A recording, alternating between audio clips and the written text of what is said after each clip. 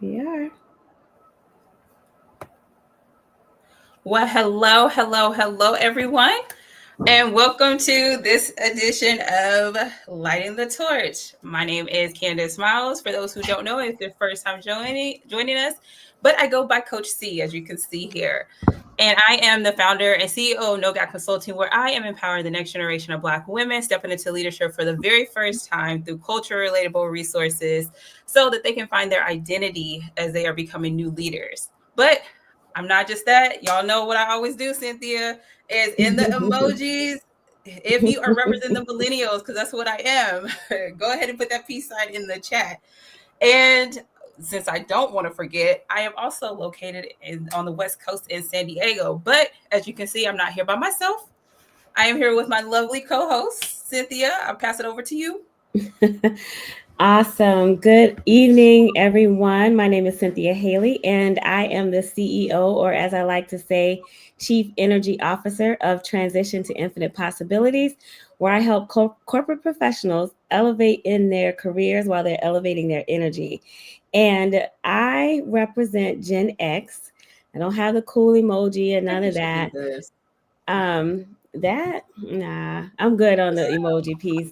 Um, but I am located on the East Coast, unlike my co-host here, and outside of Charlotte, North Carolina. So, yeah, Gen X, East Coast, and we're excited here today, definitely to go into the third part of our fireside chat series. But as you can see, there's a third person here with us.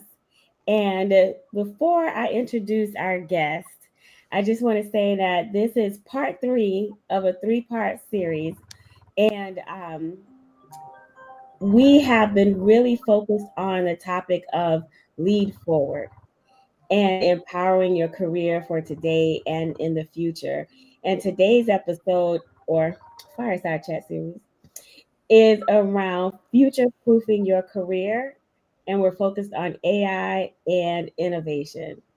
And so my guest here is very esteemed in this space and an enthusiast for all things AI and innovation. Wade Younger, thank you for joining us. If you don't mind taking a minute just to say hello and introduce yourself to our audience. Thank you so much. I appreciate it. I'm excited to be here. My name is Wade Younger, and I've been working in technology for about 38, 39 years now, and just been in the AI space since the 2016, 2017, and it's been exciting. And I'm really excited to talk about where we are, where we've been, and where we're going. So thanks. Awesome, awesome. Well, we have a lot to talk about tonight. This is a topic that is very prominent, very popular, very much a trend in the corporate space right now. And that's really the first part we want to step into is around the trend of AI and the fact that, it's a buzzword. A lot of organizations are talking about AI and how they can leverage it to transform the way they do business. But the one question that we would like to get this conversation started with is, what are some of the trends that we haven't seen yet that you think we should prepare for, and how this will actually shake up, how we lead and how we develop over the next 3 to 5 years? Gotcha. So the biggest trend as far as the workplace is concerned is agentic AI, and basically is AIs that can do the jobs that we're doing, autonomous, if you will. We have gotten a little bit used to autonomous cars that can basically drive on its own, seemingly with tags that we don't see. The workplace is no different. There'll be agents, AI agents that will reside on the servers or within the cloud on laptops that could go about doing everything that we're doing. Say, for an example, you have a meeting, it will listen in on the meeting, take the notes, look at the action items, and then recognize that, hey, we need a spreadsheet. So it'll go into Excel and create the Excel spreadsheet.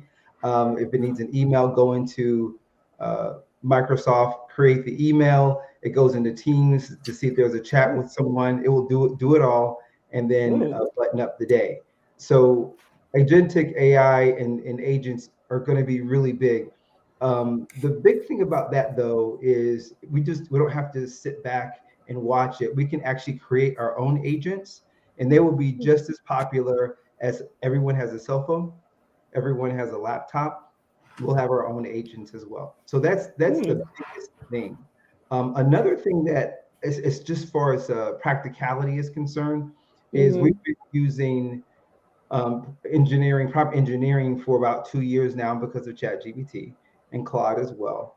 But what's going to happen next is we can just talk to like a chat or Claude, and then ask the questions and just describe what we want, and it'll create the chat for us. It'll create the prompt for us.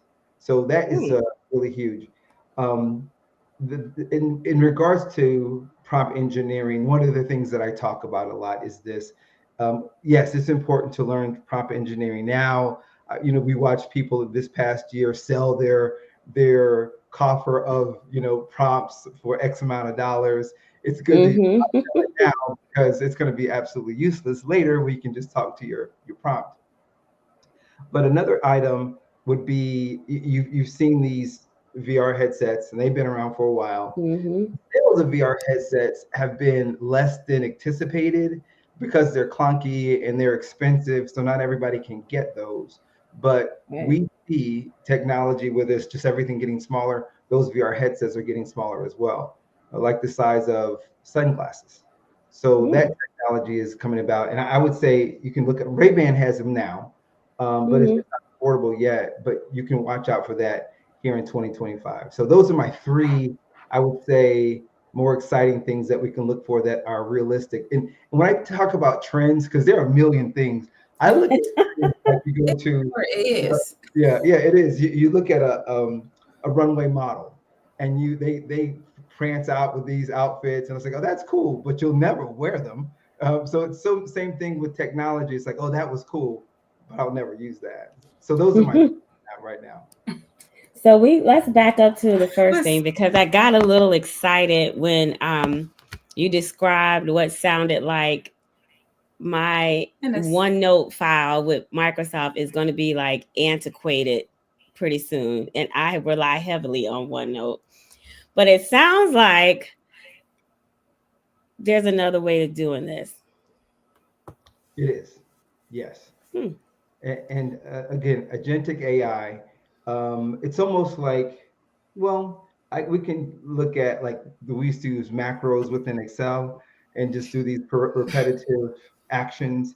It's in that guise, but more sophisticated. And whatever application, whether it's Salesforce or some type of CRM or whatever, it'll grab that, create the action as if you were doing it, and then provide the result that you would have created. Wow. Yeah. Wow. So, and here's the thing, when I think about that, go ahead, I'm sorry. No, I was going to punt to Candace because I know she gets excited about AI chat features and VR technology. She is definitely huge in exploring that space. So I'm sure she has something for you on this topic. Look, I was over here taking notes. I was like, agentic. Okay, that's a word. No, I literally, it's so funny you talked about Claude, because I literally started using that a couple of weeks ago, because I heard that one, it was the talk feature where it can pick up your tone and kind of start creating like prompts and stuff from there. But I think what you were talking about too that really interests me is it called Otterbot or Otterbox, like in your meetings, where it's taking that. Yeah, because I have people that I'll be on calls with sometimes, and they'll be like, would you like me to? It looks like you're trying to sign in twice. But I was just curious with that. Is there something that you're going to have to like let people know, like, hey, this is being recorded or this is being documented? What are the regulations when it comes to that? Because I know some people probably are like, wait, what are you doing right now?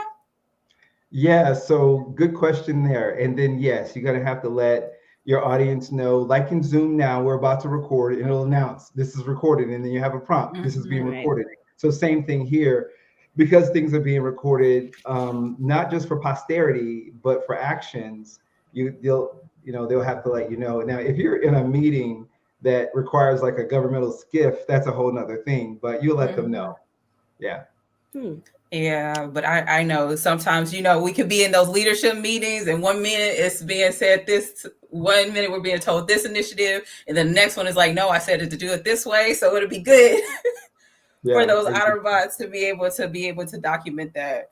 Yeah. And the thing is with bots these days, obviously we communicate with bots. Anybody who uses ChatGPT 4 or O1, or Mini, which is the newest version of ChatGPT before they go to 5, which is a whole nother thing because it reasons. We can record, you can just have a conversation with it. In fact, in that, guys, just for a minute, there's a application that's called Pi, if you heard of it or not. But Pi is basically a therapist. You load on your phone and you can have a conversation with it. It'll remember what you talked about. It'll give you good insight in regards to everything that a therapist would tell you, because it has access to 41 years of the internet. Now in January will be 42 years. So it'll have all of that information at its digital fingertips. Wow. Yeah. So thinking about that, the premise of our Fireside Chat series is focused on, this one in particular, we're focused on leaders or future leaders or our seasoned leaders, right? And what you just described, the technology serving as a therapist, leaders are often in a position to coach. And how would AI or other technology influence or help leaders be more effective when coaching their associates? That's another great question. Understand what coaching is. Understand what therapy really is. It's an opportunity to have a catharsis in regards to what's taking place, real experience. And then what you want back is based on their experience. This is what I would do or not do. And you can use it as you can use it or not use it.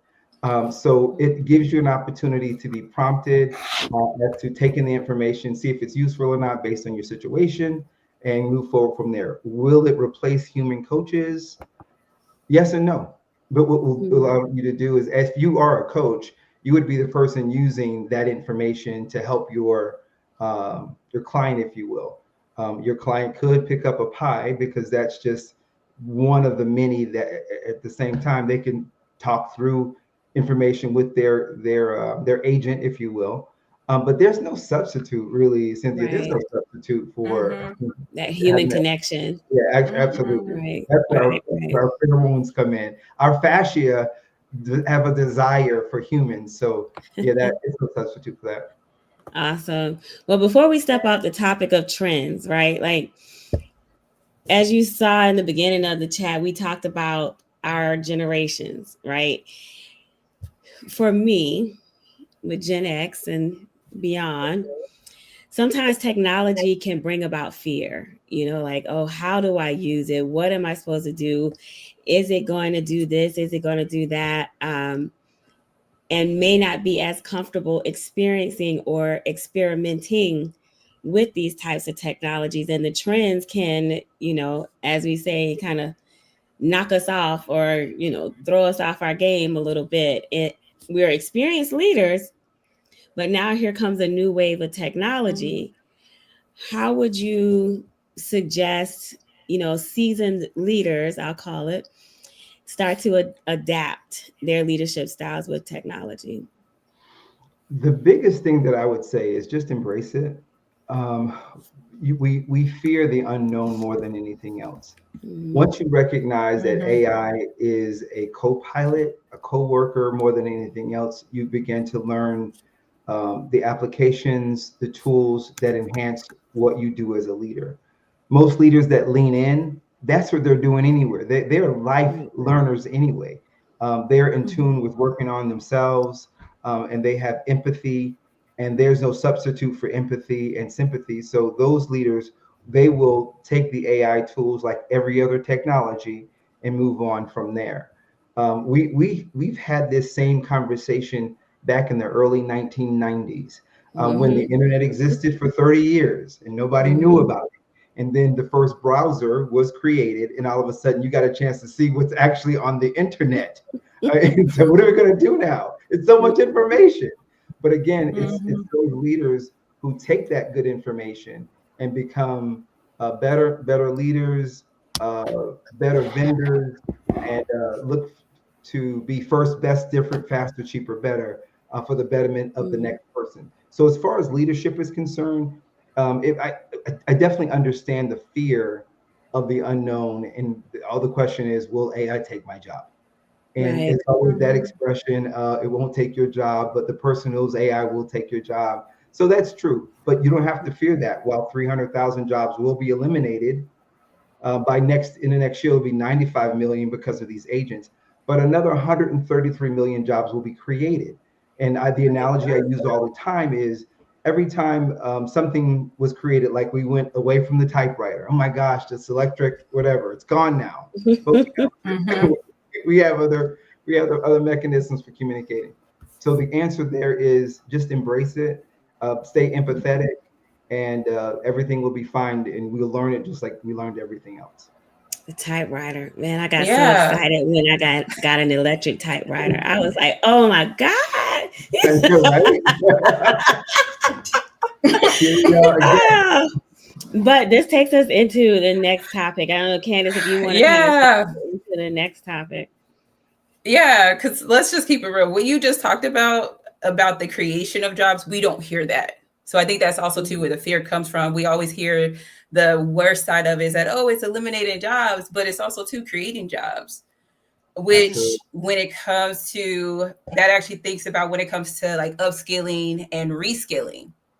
We've been told for so long, hey, you need to learn this code. Hey, go ahead and take this course and master classes that are coming out. But there's so many options out there.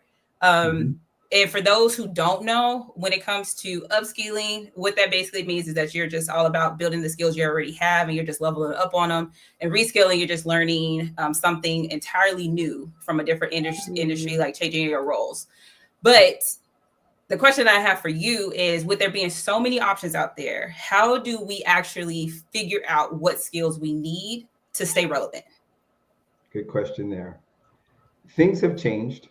And when it comes to technology, especially this autonomous technology of AI, it affects everyone. There's 5.5 million internet users. And the reason why I use that statistic is most of the time, those are the individuals who are fearing what I'm going to do next because I had all this information and, what's next? And the answer is this. The skill sets you need is problem solving. I heard Barack Obama say a couple of months ago, as long as you learn how to solve a problem, you'll always work. And I agree with that 100%. Yes. So analytical thinking, creative thinking, because creative people, they'll find a way. They will always find a way. And then we have critical thinkers and then holistic thinkers. The ability to look at the whole versus this is what I need to do from 9 to 5. And when I talk about AI in this particular focus, think outside of what do you do now? Because what you do now satisfies your audience of one, your boss, or maybe the stakeholders, and you stop there. No, think of yourself as a brand, a true entrepreneur. And if you're thinking about yourself as an entrepreneur, you're thinking about your raison d'etre. Why are we here? And then we go outside of, well, I'm a project manager, for example, or I'm an architect, for example, but I want to do so much more. The answer there is those skill sets that expand you beyond what you're doing every day. Because we're in a habit of this is how we've done it. We've got away with it. I'm going to continue.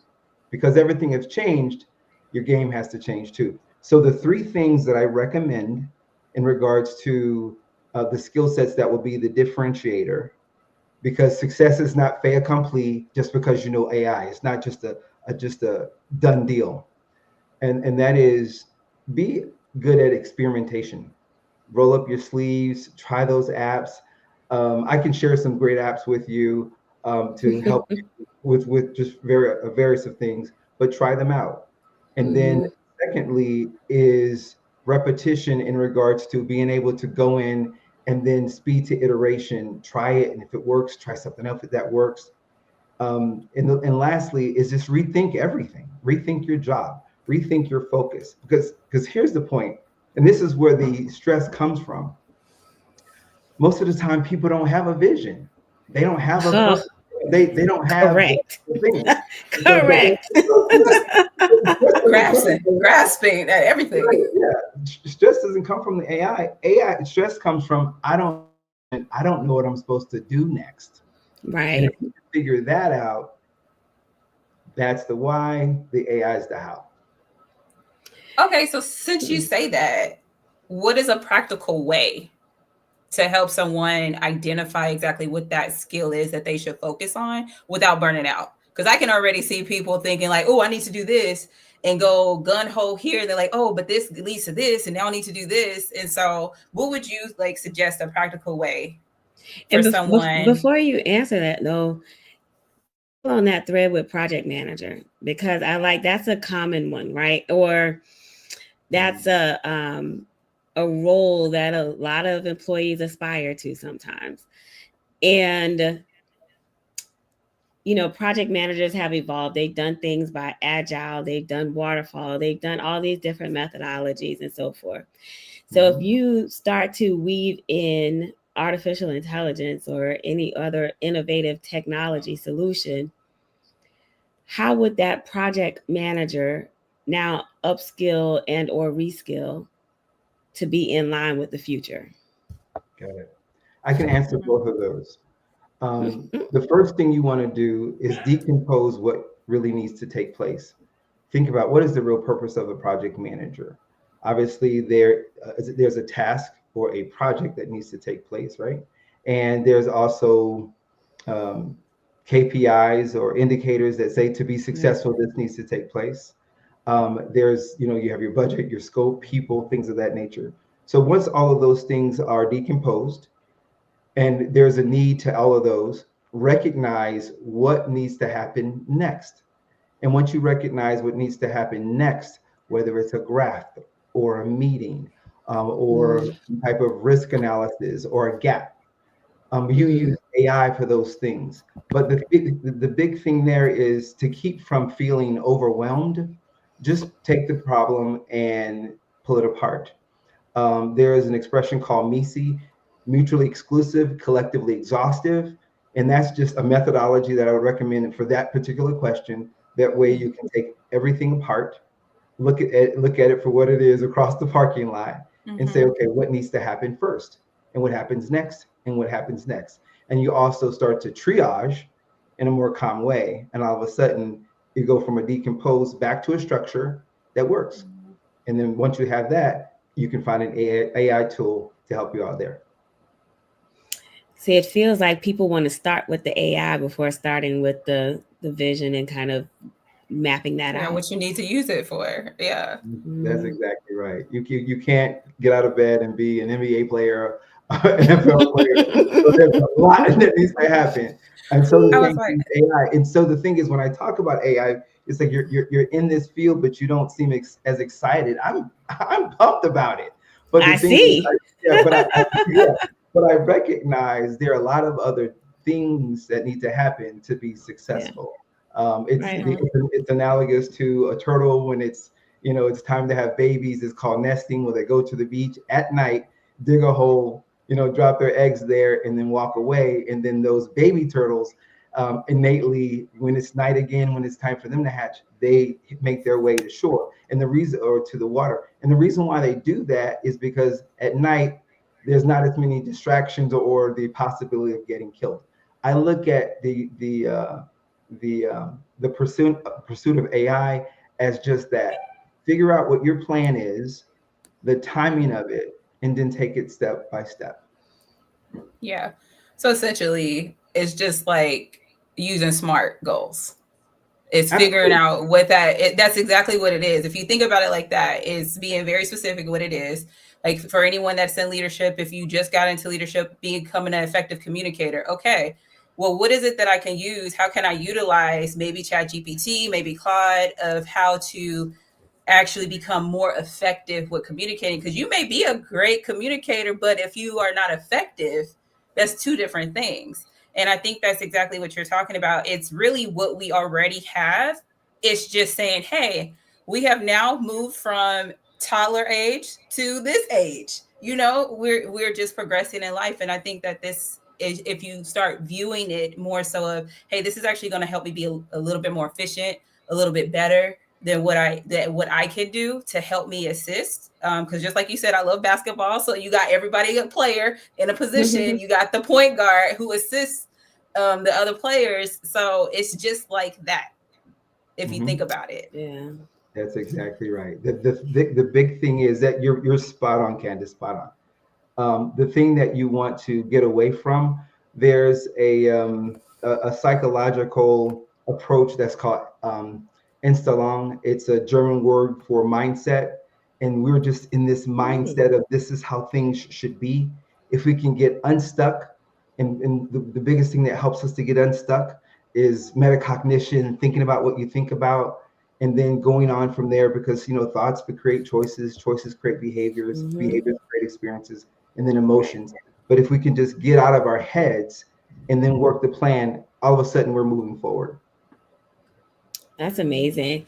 Thinking about skills too, I saw where North Carolina A&T is one of the first universities, I believe in North Carolina, offering a degree in artificial intelligence. What do you think about folks pursuing education in that realm? Do you think it's the path to go, or could it then be outpaced by technology?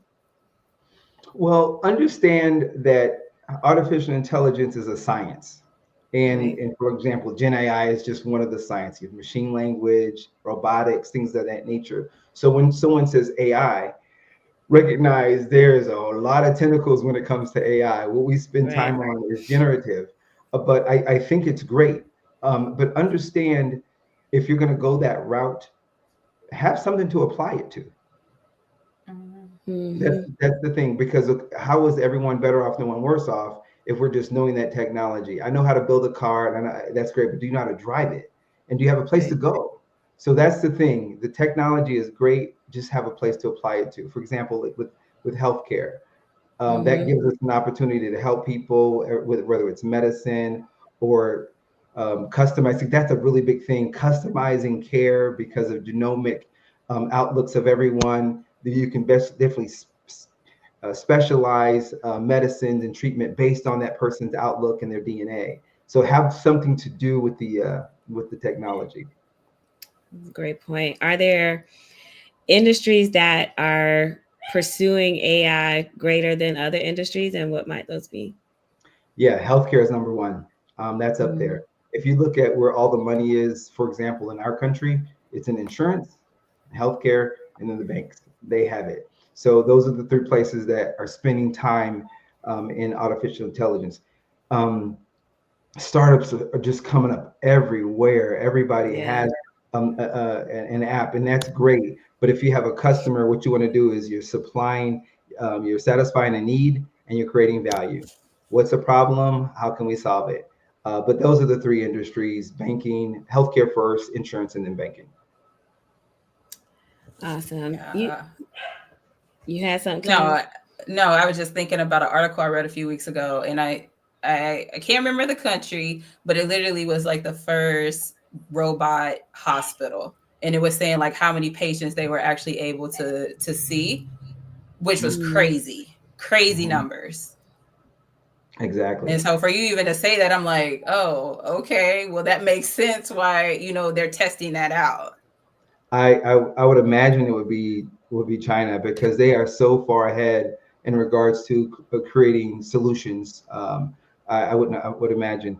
And the interesting thing about that, as far as healthcare and care within itself in hospitals, there should be a study in regards to, are people getting better faster or slower without human intervention?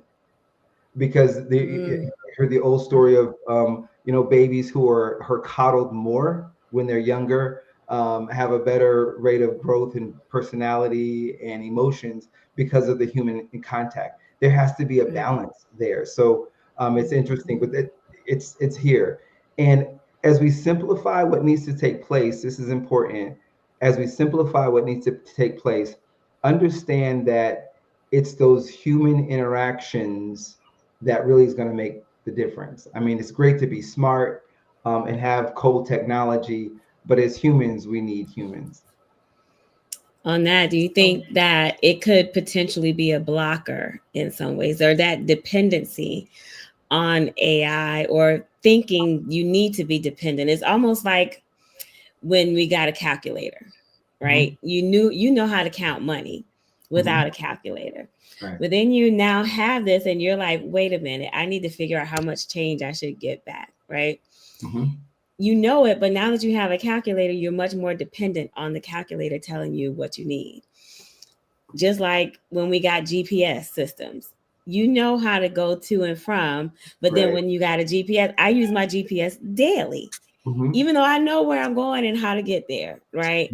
Yeah. There becomes a dependency on that technology. How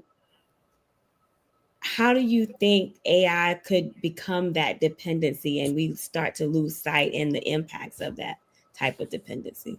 Those are great examples. And I think about the cell phone. I don't know anybody's phone number anymore because it's in my phone, right?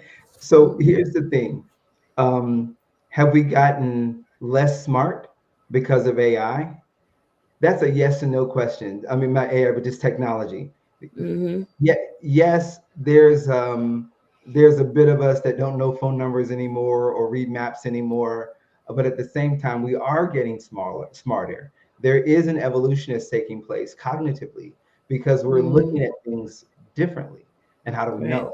Let's say, for an example, you had a person that fell into a coma. I'm just making this up. They fell into a coma in 1985.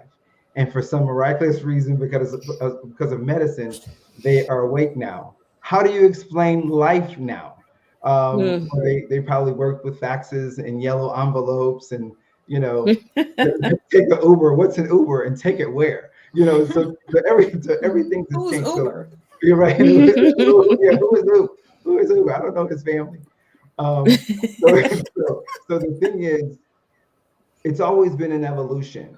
So instead of looking at it smarter or not smarter, it's more of an evolution of how we're moving forward. Because we still need to read, we still need interaction, we still need to think. A person can argue because of television. We're not as smart. It depends on how much you consume it. So that's a squishy question and answer for sure. Hey, that's what it is. What it is. We have to evolve with the times. Exactly. What I think I also heard him say is everyone in corporate America, we are low on the totem pole when it comes to it. Here's the thing. What organizations are looking for is the competitive advantage, the competitive differentiator, and then you have the ability to grow, retain customers, add customers, save money, make money. If you are in the crosshairs of those, you will be affected. But here's the thing, as individuals, let's think the same thing, whether you have a side hustle or not. Move forward with those things too. Be the competitive advantage, be the differentiator, be able to grow in various ways. And that's where your AI technology comes into play. I like it. Because of course, companies are looking to save money, right? Their big thing is, what's the bottom line and how is this helping my bottom line? So with that advancement in technology, is it saving in the immediate or long term? And then does that cost saving then transcend to the customer? It will be saving in the aggregate because you have to spend money on technology to get a savings from it. I work in AI every day, and I work on a lot of use cases in the healthcare space. And one of the things that we look at is, okay, what problem is it solving? What's the return on investment, and when can we see it? And then how much money do we have to spend to make this money? So that's always the case. So is AI free? It appears to be right now because there's some, chat GPT is without cost, and then there's a $20. But there will be an expense, just like there's an expense for apps that are out there. There are free apps and ones that you can pay for, but it's always what you pay, what you get. But it will be an expense, and the expense is pretty sizable based on what you want to accomplish.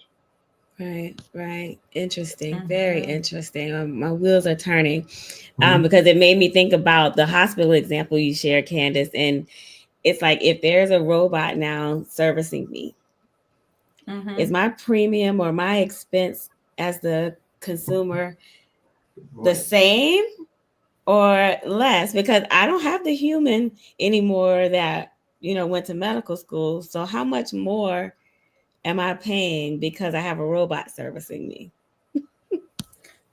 I mean, to be honest, it depends on the generation. you know, if Mm, that's something, if that's something, especially, I mean, I know they're way too young, but these alphas that are being raised in this, they would never know.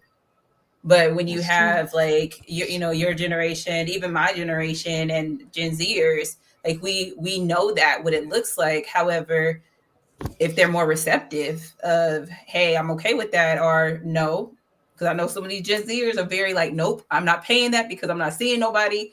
I'm going to pay this. And so I just really Mm-hmm. think it just depends on the generation of that. But I think that I would be me. I need my human touch, doctor. I mm, don't want to communicate with the robot. At least that's where I am right now. I'm stuck in that space. A couple of things there. Number one, if we think about the cell phone, I have a Galaxy 24, and Mm-hmm. I mean, you got to pay $1,200, and really, how much technology is in that thing when Right. it doesn't. So as far as generating revenue, I wouldn't expect a big savings because of robotics, because they had to pay that. But Mm-hmm. secondly, in regards to human and the human touch, understand, and this is a negative example, but it's very true.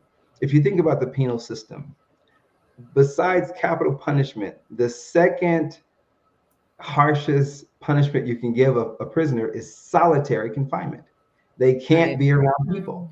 And they Right. recognize we have a need to be around people. There's a medical condition called marasmus. And marasmus is when you're not around a person for a period of time, you have the same symptoms as starvation. It's amazing.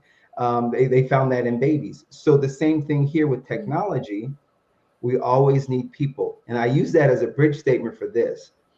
Whether you are a baby boomer like myself, Gen X, Gen Y, Alpha, it doesn't matter. It's the soft skills, the ability to yeah. communicate, the ability to articulate what you really want to happen. Those are Right. the things, those are the people that will be more successful. Right. Which kind of leads us into our So closing topic too. Oh well, Candace, you had something before I go there? no, I was just going to talk about what you were just mentioning when it comes to networking. Yeah. And so I know when it comes to networking, how it used to be is, hey, get there, shake hands at the events. It's all about building those meaningful connections.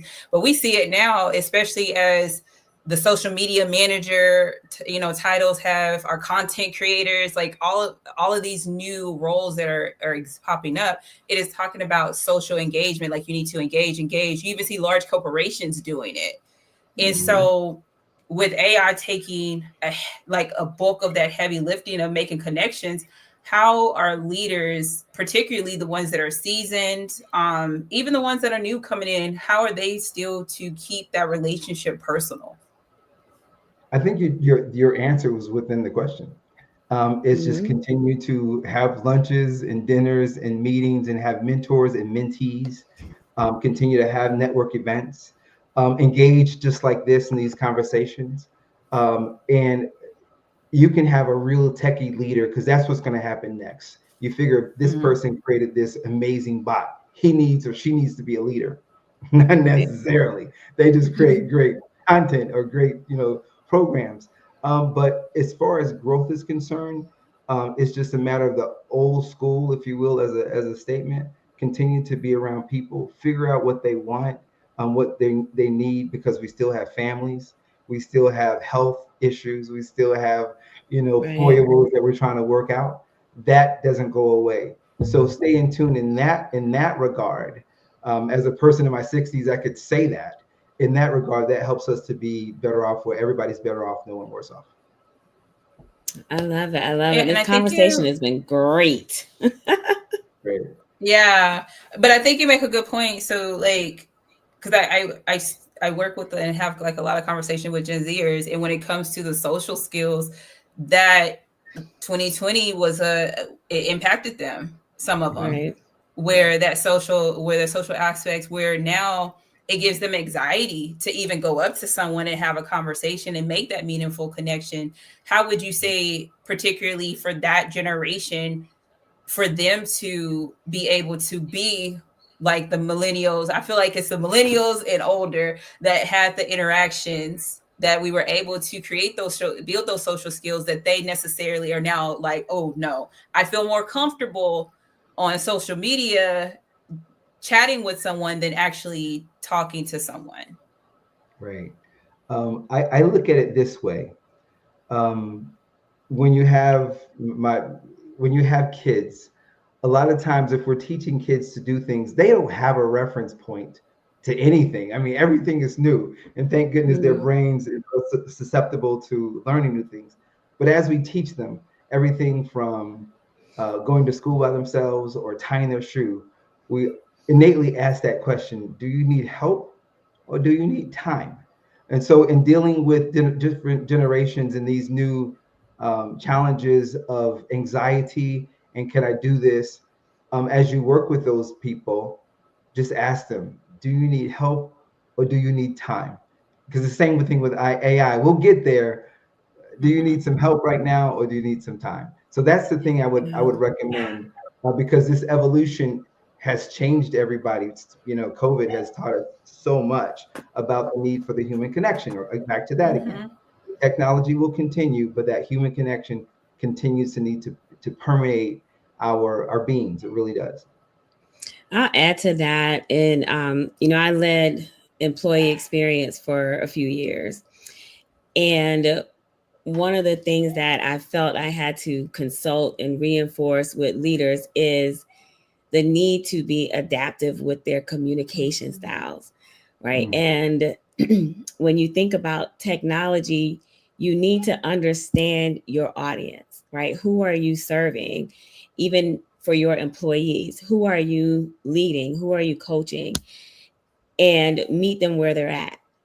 Mm-hmm. And for some of your employees, they may be the more digital age, Mhm. and so you may find yourself in a Microsoft Teams chat or using a cloud-based software to stay connected, whether it's with um, resources and tools and things of that nature. But creating the space, the digital space, so that they feel connected to that organization. And then you have your other audience that, yes, you may have to tailor some things until you can start to bring them along on the journey towards the future. So I feel like as a leader, it's important to really be intentional about knowing Mm-hmm. who you serve Who and you who you are. support, so that you can create the right digital spaces to support their career journeys. And so, with that in, I know we're getting close on time.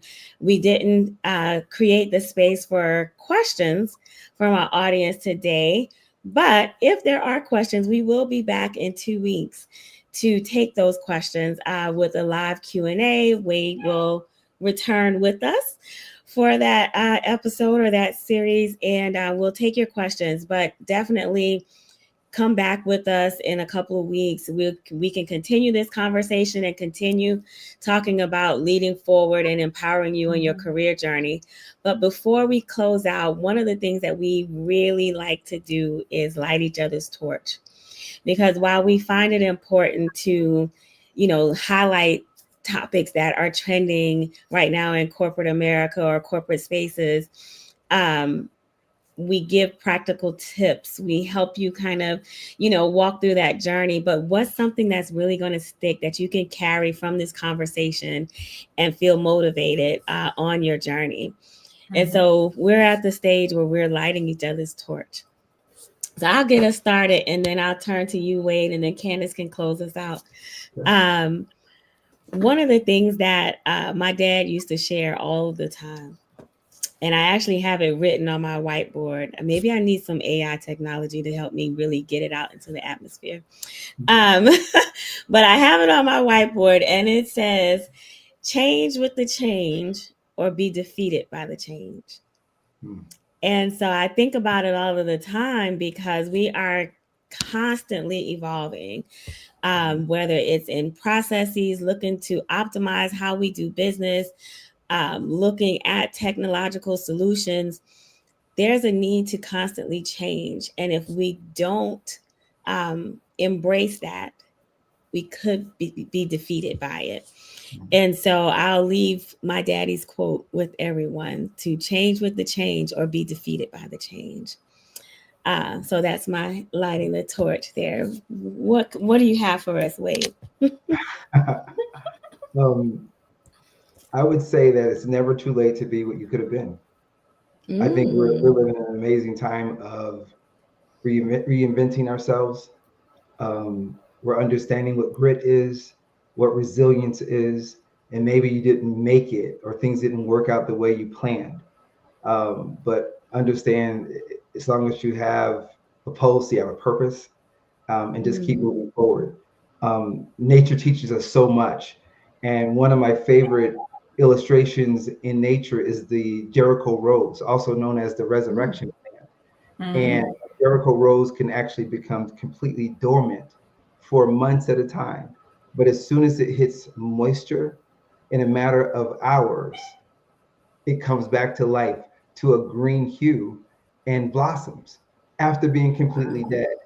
And I feel personally, if our Creator puts that type of nature and that kind of example in front of us, we're no different. If we feel like we didn't make it or we failed or whatever, there's always time. That's I like that. Jericho Road. I love it. Love it. All right, Candace. All right, mine is simple. I posted it the other day, but I will say it here. Don't let AI take the lead, but I'm gonna add to it. You lead AI. That is what I got from this conversation.